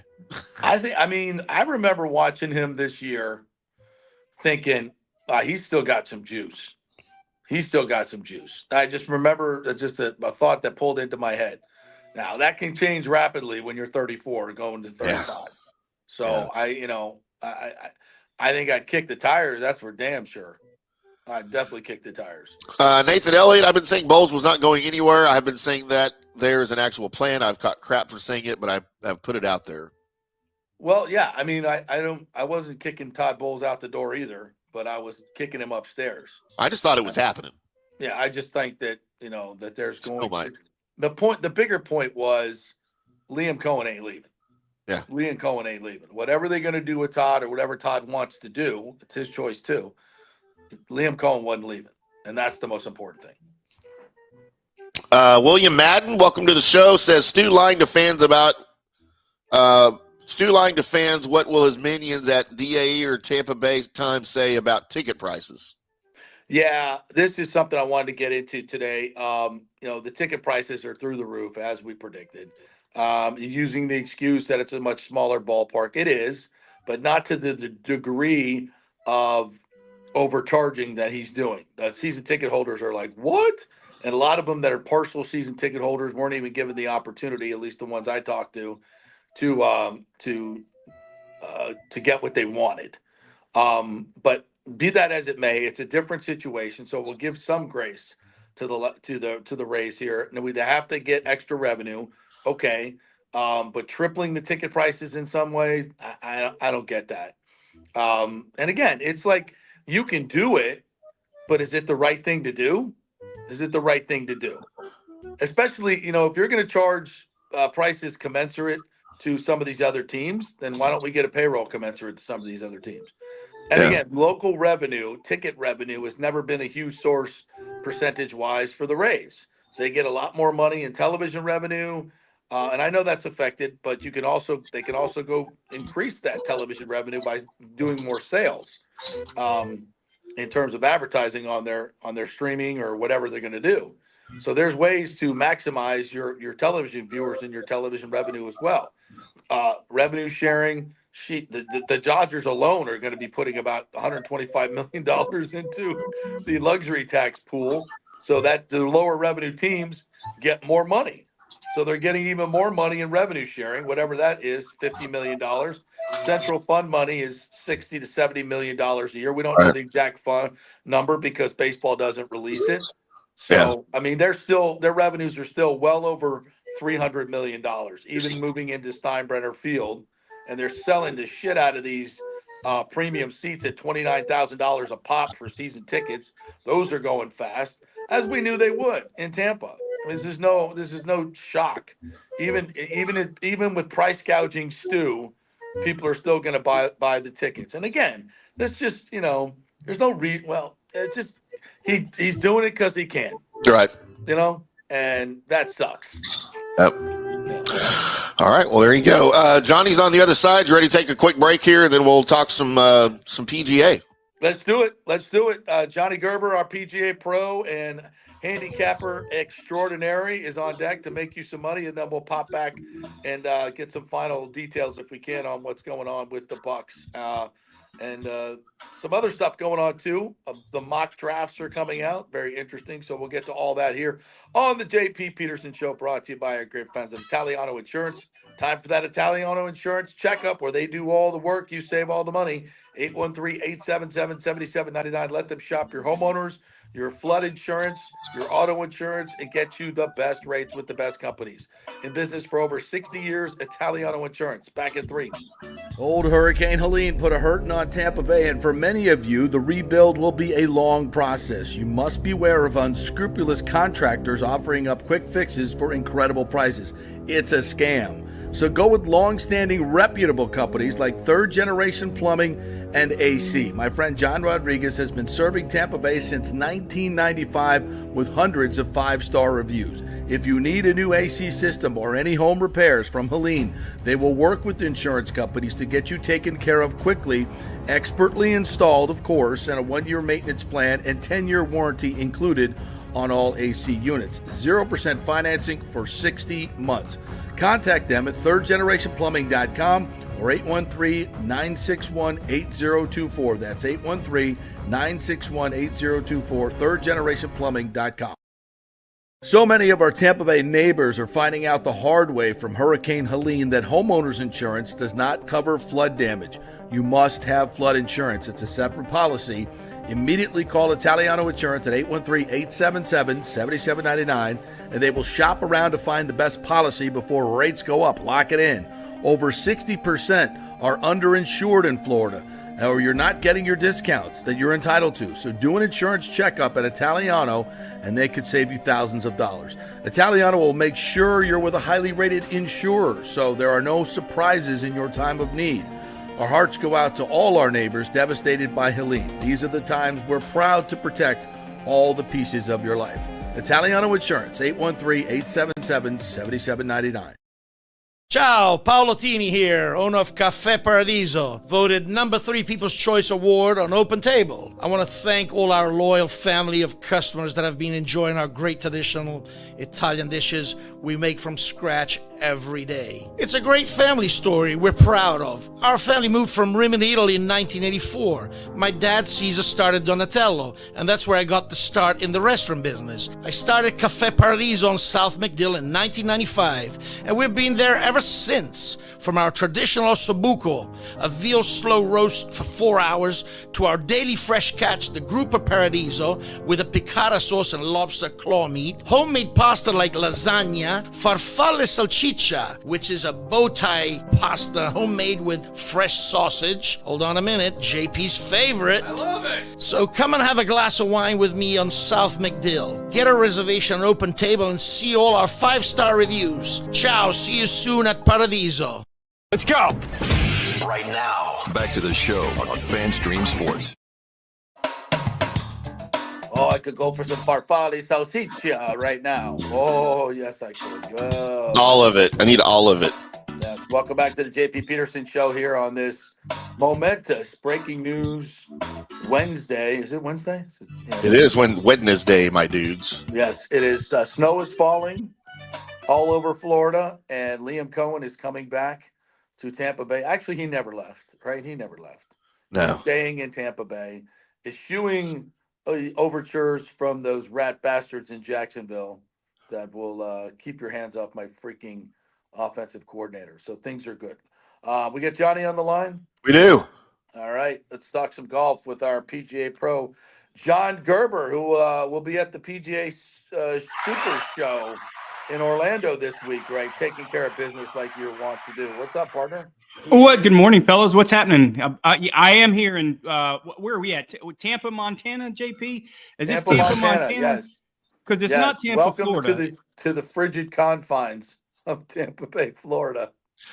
Now you got me wanting to go watch reruns of Hannah Montana for some reason. Well, yeah, only you would you would compare Tampa, Montana to Hannah, Montana. Only you, Tim. That is for I don't sure. know, Tampa, her sister. What is going on in the PGA Tour? Did you watch TGL last night? We tried. I tried to watch it. It's just, it's just a hard watch. I mean, I've tried every single week to watch it, and the people that they had playing is not really, they lost me when they paired Billy Horschel. Johnny hates Billy Horschel and Patrick Cantlay. They were on the same team, and I was out. Why? And when come on. We mean Patrick why? Cantlay's a miserable human being. I like Billy Horschel. You can have Billy all you want. I mean, yeah, I know he's a local guy for here in Florida, JP. I know but he's not my favorite. Gator. He's a gator. He's too corny and quirky for me, and for him to come out doing the Dirty Bird dance last night, he lost me at the dance. He did. I mean, there's nothing worse than a corny white dude trying to dance to the Dirty Bird coming out in a golf mecca event. It was terrible. And Patrick Cantlay, I missed that, thankfully. Oh, he said 3 words, Patrick Cantlay, and the 3 words were and they lost me. I've tried. Trust me, I've tried. I just can't do it. They blanked the New York Golf Club 4-0 was the score. Yeah, 4-0 when you're playing 15 holes, right? So every hole gets a point. And you only have 4 holes. You only have 4 points. So there's only 4 holes won. They're losing. I mean, if you look at the ratings, I think, I hate to say it. I just don't see it. It's too busy for me. I don't know who their audience is. Who's their audience supposed to be? I don't know. 15-year-olds? Yeah. I have no idea. The younger golf fans. Man, I thought for the life of me this was going to work, and I've watched a little bit of it. But I'm watching the Lightning game last night because that's my job. But I tuned in a little bit, saw a little bit of it, and it doesn't hook me in. No. I mean, it definitely doesn't. And I'm a golf fan. I love golf, and I dig these simulators too. I think they're fun. There's a lot to it.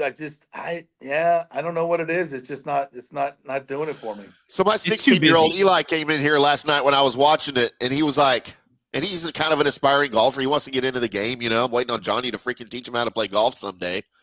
And he's like, why are they playing golf inside? And I said, well, it's this new thing. Tiger Woods and Rory started doing it. And he's looking at me, and I'm trying to explain it. And the more I explain it, I swear to God, the dumber I sound and the dumber I'm making all of it sound. And by the time I finished trying to explain it, he was like, Dad, I lost you about 5 minutes ago into this explanation. I'm like, you know what? I kind of talked myself out of it too. Yeah.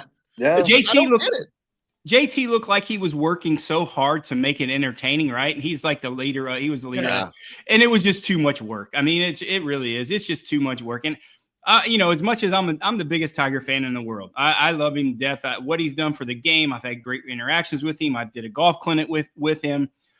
I just think this is something, and he really normally doesn't fail at things, him and Rory either. This is something, man, they have to pivot and rethink this thing, because I don't know if it's just the people that they have. I just don't know. It's just too much work. It's too busy. Well, they got the biggest names in the game. I mean, but are they the right names?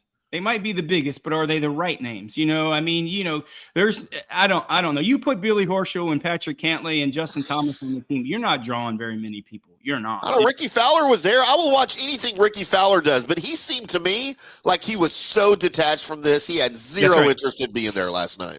And he's a great draw, and I'm a big Ricky Fowler fan also. But his draw can't cover up for all the other things that you have. I mean, it's just too much. I mean, guys cleaning. I mean, I like some of the parts. I mean, I think it's cool that they have real grass out there. That's pretty cool, something like that.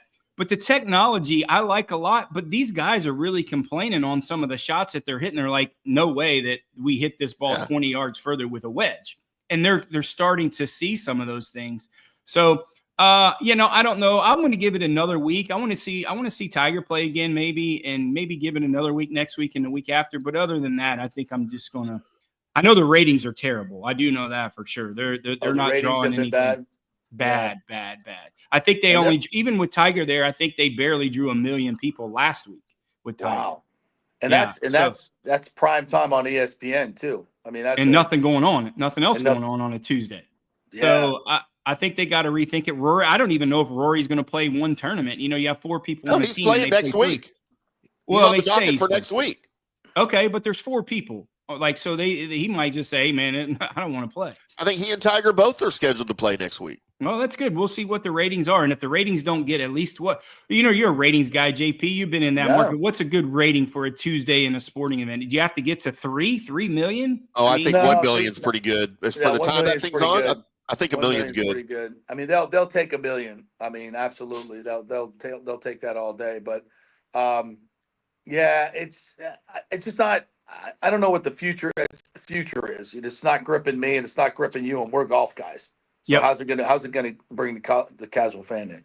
All right, let's talk some PGA Tour. The Farmers Insurance Open this week at beautiful Torrey Pines, correct? Yeah, Torrey Pines this week. Yeah, absolutely. Staying out on the West Coast. Yes, I played there a couple of times. Unbelievably breathtaking U.S. Open golf course. So it's obviously not going to be set up like the U.S. Open, though, right? It'll be a little bit more accessible for the players. Tell us about this week. Yeah. So the South Course is where they play the U.S. Open. They can make it impossibly difficult. But this week when they play the Farmers, they do 2 golf courses. They play the South Course and the North Course. And the North Course, historically, up until like 3 or 4 years ago, it was kind of a layup. Those were all the guys shot the lower numbers. But the redesign of it made it almost nearly as difficult as the South Course. It's not nearly as long. The South Course can play up to 7,700 yards at sea level, which was that's crazy. And then the North Course plays about 7,200 yards at sea level. It used to be that they would just rip up the North Course and then make all their hay there. And then the South Course, they would struggle. You're looking at scores probably every year. It seems to be a 13 to 15 to 16 under par, which Tim hates, but it is Tim. It is a par 72. Just don't get it is a par 72. It is a par 72. So it's actual golf. Okay, good. Right. So it's a very interesting week. You're having some guys withdraw due to the fact that there's a lot of rumors out there, and I don't know yet. I'm going to make some calls today that they're going to move Genesis to Torrey Pines. So that's what they're looking for. So a lot of these guys are withdrawn, and when you look at the Genesis is a signature event. So I haven't really heard how they're going to do it yet. But being a signature event, playing next week at Pebble Beach, and then playing Phoenix, and then coming back to San Diego to play where the Genesis is, I think you see in some of these guys withdraw. I don't know why. I would think that you would get some more practice on these two golf courses, and then in a few more weeks' time, that they would be ready for this signature event. But also keep in mind the signature events is a smaller field events. So the story hasn't come out yet, but just through the people that I know, they're gonna try to move that to Torrey Pines in a few weeks and move it out of LA. But yeah, this is a golf course. It's got a lot of teeth. And the weird part is, you would think at 70, they'll play at about 7,500. They could stretch it to 77. But you would think the longer hitters have that advantage to play well this week. But if you look at historically the list of winners, it's not the longest hitters. It actually is the guys who putt the best on these old school Poana greens. Now, old school Poana, it's a bent mix of Poa. It's a very kind of people, if you ask the superintendent, they hate it. They want to say it's a weed, but it grows really different. It's kind of a crowning type of grass that you'll see like usually up north, like in the Ohio regions, a lot in Canada, things like that. So you'll see a lot of these guys that are used to putting Poana greens have seemingly played well out there, not definitively the longest hitters. All right. So who you got on your card this week? Yeah, after we cashed a couple tickets last week, we're still not on the positive side, but again, it's early. We're still 4-3-1 in matchups. No matchups last week just due to the field. You're playing with amateurs, you had 3 rounds, so we didn't like any matchups. I really like Jason Day this week at 24-1. You look at a guy, it's a past champion who's won here twice, loves these greens. He's a longer hitter for most. I mean, he's in the top 25 in distance. He's playing well. And living in Ohio, this is the type of greens that you get. So his familiarity with these type of greens, that's why he does play well here. And with his length is certainly going to help. And coming into some good form, Jason Day is the top of my card at 24-1. Sahith Theegala at 28-1. I like him a lot. I think, being a California guy, this is a golf course that he likes a lot. His length is going to help. It's not the tightest golf course in the world. I don't think they're going to grow the rough up this week. I think they'll wait for a few more weeks to the signature events if that does happen. But I like Theegala getting used to, again, you'll see the trend here. The guys who used to, the California guys, Ohio guys, Canadian guys that put well. This is the trend I'm looking for this week when it comes to our card. That's why I have Theegala there at 28-1. Tim's boy, Taylor Pendrith, 30-1. I love him this week. He's great. I mean, 30-1 with the form that he's coming into. He's had two top 10 finishes at this event. So coming into some really good form with his length again, it's going to really benefit him well. And being from Canada, putting on these type of greens, here we go again, putting on this type of greens is a big deal here. I like him in this third spot. And our ham sandwich pick this week at 55-1. Normally when we mention this name, Tim has to do a shot. So Steven Yeager is our pick at 55-1. He's not in studio today, and it's 10 o'clock in the morning. So if he did a shot when we mentioned his name, maybe tonight on our show, he'll have to do that shot. But Steven Yeager, his added length is going to help him here. He's played well in the past. He's got a top 20 finish there, about 55-1 with the form that he's coming into. Great value there. 2 top 10 picks this week. Another California guy that has migrated to Dallas, Will Zalatoris at plus 275. Great value there to finish in the top 10. I think he needs some more reps underneath his belt to get in those, and for me to start picking him in the winner's circle. But I think the more reps that he gets and the more comfortable off of that injury the last couple of years, I think it's going to help him well here to finish in that top 10 at 275. And Ben Griffin at plus 500. He's finished in the top 25 the last 2 weeks on the PGA Tour. He likes to play a lot of golf, even though he is a California guy. He plays well. I mean, a Carolina guy. He plays well out there in California. Had some good success last week at American Express. He's one round away from really getting in that winner's circle. The last few weeks, he's had one bad round of shooting 71, 72, 73. That's held him out of there, but his other rounds have been great. So I like those 2 guys in our top 10 spots. 2 top 20 spots. I like J.J. Spawn, another San Diego guy at plus 250. coming into some good form. He battled some injuries last week. So I think with, again, a little bit like Zalatoris, getting some reps for him is going to help. And knowing this golf course well, I think it was his home course growing up, J.J. Spahn, Cal at San Diego guy. I like him at plus 250. And a guy we had on our card that cashed a ticket with us the very first week, Thomas Dietrich at plus 270. One of the longest hitters on the PGA Tour, coming in some really good form. I don't like him in the winner's circle yet, but I think his length and his I think he's getting a little bit better. His putting stats are getting better, and he's played a lot of golf to come into a golf course that's very demanding and very long. I love him in this spot at plus 270. You must have big hopes for Ben Griffin this year because you've already had him on your card 2 or 3 times this season. I noticed that, I do. Yes.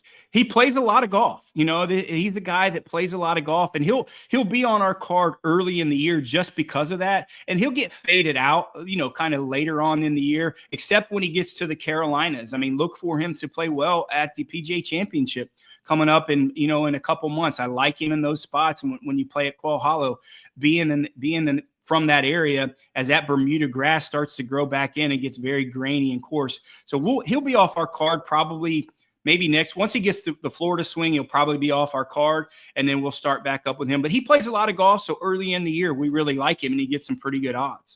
Is he your new Taylor Montgomery? No. Look out for Taylor Montgomery. He's going to be on our card. Tim gets on me, JP, about Taylor Montgomery, but he's battled some injuries this year. But if you watch this guy on the range, I don't know if you watched him when you go out to Valspar, but he's one of the best putters on the PGA Tour, and he hits it forever. So that's the mold for the PGA Tour these days. These young kids coming up, they're hitting it so far. And if they putt average, that's the modern day PGA Tour player. They don't give a shit about hitting it straight in the middle. They want to hit it. They want to hit it as far as they can, get a wedge in their hand, and try to make as many 20-footers as they can. I like other guys. Oh, breaking news here. All right, good stuff, Johnny. Appreciate you, my friend. As always, we will check in with you this weekend on your Twitter feed, your X feed, for the matchups on Saturday and Sunday. Appreciate it, guys. Thanks for having me on. All right, see you later. Hopefully, maybe it's too cold for him to go outside. Yeah, he doesn't like it. Even from Ohio, he doesn't. That's why he moved to Florida. Yes, he didn't like it. We're getting some more details on the Liam Coen situation, so let's take our final break, come back on the other side, and wrap that up. We'll give you some details on the contract and what some of the reporting is out there on Liam Coen staying with your Tampa Bay Buccaneers as their OC. We're brought to you by the great folks at Third Generation Plumbing. If you got any plumbing or AC issues or anything around the house, they do it all at Third Generation Plumbing. Just go to their website, thirdgenerationplumbing.com. And you can contact them through there. Tell them JP sent you. They also do AC. So if you have any issues at all, they are the folks to go to. You want an honest technician to show up and do the job on time and for a great price. And that's what they do. You have any issues, you contact me or Johnny Rodriguez, their owner, and they will make it right. thirdgenerationplumbing.com. Back in 3.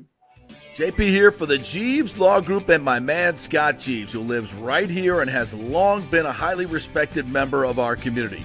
He's a proud sponsor of the Tampa Riverwalk.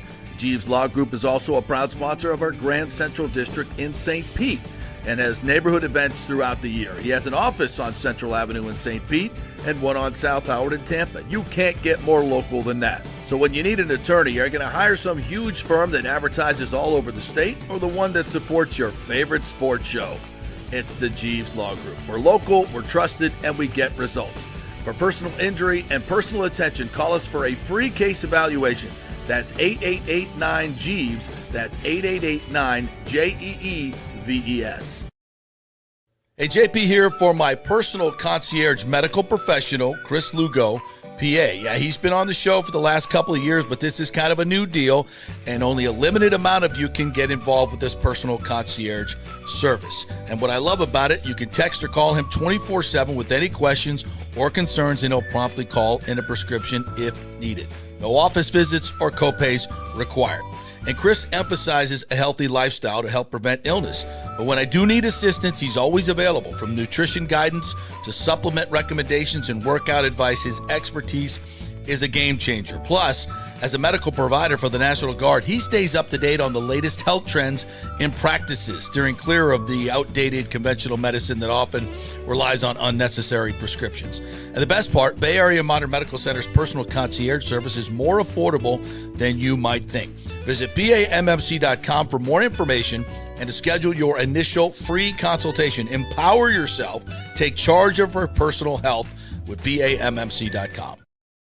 Hey guys, why not kick off 2025 by popping the question? Yes, and you know where to get that perfect engagement ring. It's the Gold and Diamond Source. The best prices, the best quality, and yes, get her a real diamond. You don't want to go with the fake stuff. And January's birthstone is garnet for all you FSU fans, right? Get 15% off all the unforgettable garnet jewelry at the Gold and Diamond Source. Also, discover Emilique by Emily Johnson Weintraub, a sleek and modern jewelry line that makes everyday gifts extraordinary. And don't forget, you have any unused gold? Turn it into cash or a stunning new piece. With gold prices soaring, there's no better time to trade up. You can do it all at the Gold and Diamond Source, 3800 Omerton Road, always online at thegoldendiamondsource.com. Let's go! Right now, back to the show on FanStream Sports.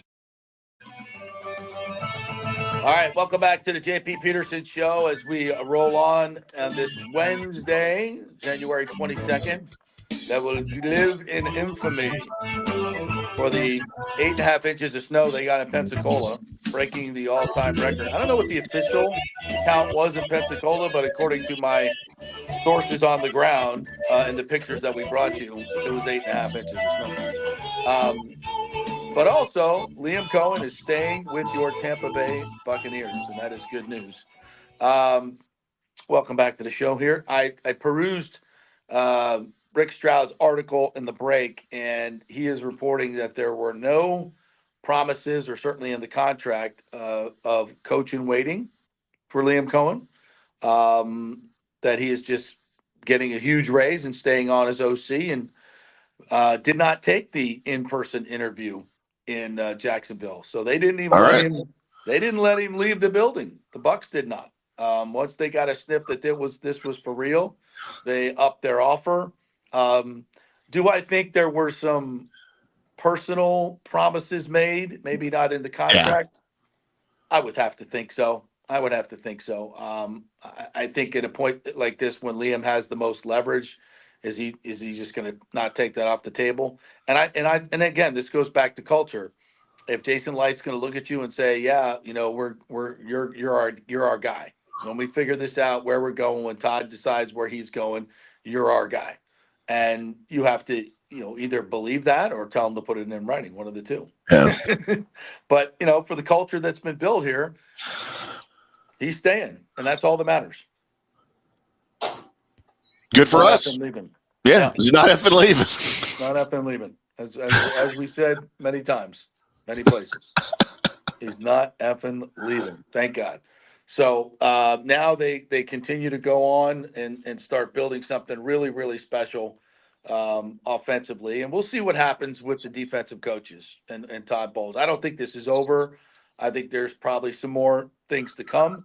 But we should hear something official from the Buccaneers in the coming days, I would think, from Jason. Oh, for sure. Yeah, we'll have a press conference here in the next few days. Yeah. Any other comments come in? I cannot see the comments, unfortunately. Michael LaRue says Peter Schrager just praised the Bucs' leadership, probably over there on that Good Morning Football. Did he mention my name? Yeah, did he mention JP's name? That, like JP told us a month ago, he's not effing leaving? Come on. I am going to text him, by the way. Hey, you don't know me, and I promise I'm not a stalker. Yeah. We have a mutual friend. Lonnie Wilkins, if I have to top dollar for Braves baseball, then I want a competitive ball club by an ownership that reciprocates that. Bingo. I think that's fair. I don't think Lonnie's a season ticket holder, but I'd love to hear from some season ticket holders for the Rays. Your thoughts on how you were treated. Topkin did an article about this, and a lot of the people he spoke to were not happy with the price increases. I mean, you knew the prices were going to go up, but they didn't have to double and triple in some places. But you kind of knew that was coming, and it's obviously a buyer's, or I should say a seller's market here.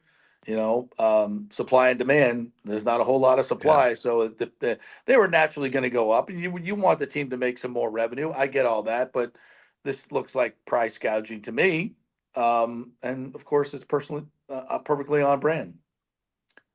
And did we expect anything less? I mean, this is we've talked about it, right? Right.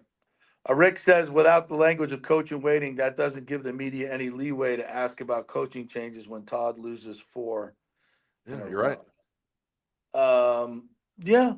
I mean, they still will. Of course. Yeah.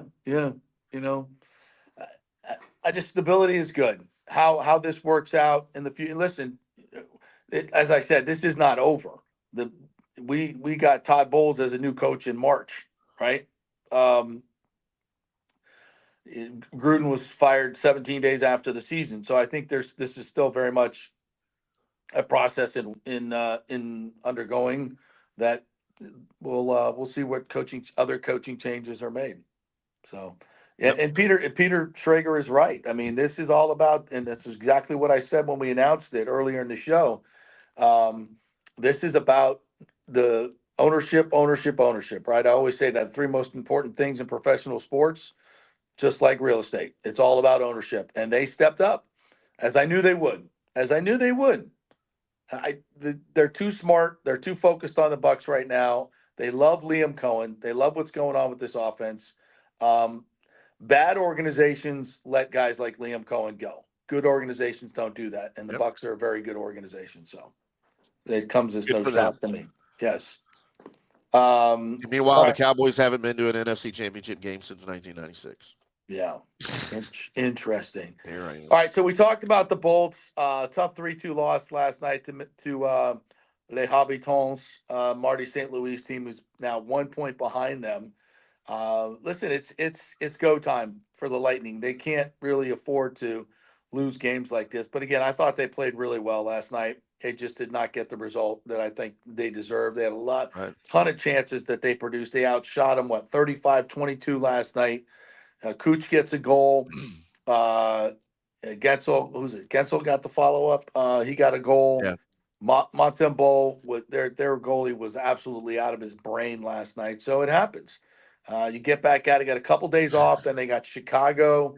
As they say in the hockey community, he was standing on his head, JP. He was standing on his head. I've yet to see a goalie actually do that, but they say it happens a lot. I love it.